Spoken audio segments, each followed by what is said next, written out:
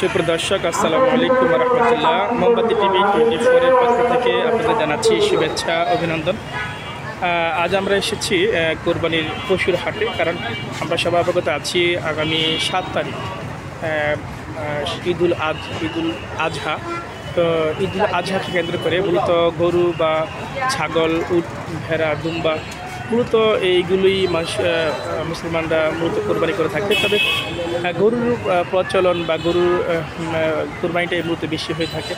তা আমরা আজ এসেছি হাসনাবাদে, কেরানীগঞ্জ দক্ষিণ থানার হাসনাবাদে পশুর হাটে, যেখানে পশু বা গরু ক্রয় বিক্রয় করা হচ্ছে। তো অসংখ্য গরু কিন্তু এখানে ভিড় করেছে।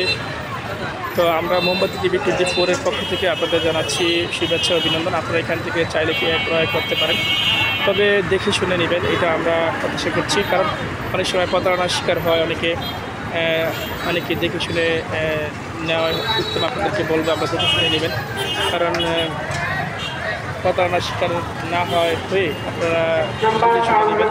এই জন্য আমরা লক্ষ্য করছি অনেকে যেহেতু 7 তারিখই তারা দেখে শুনে যাচ্ছেন, অনেকে দেখে যাচ্ছেন, দাম মিলে যাচ্ছেন, যখনই তারা ক্রয় করছেন অনেকে যে এখন দাম মিলে যাচ্ছে, দেখে যাচ্ছে, পরবর্তীতে আবার এসে তারা ক্রয় কিনবে।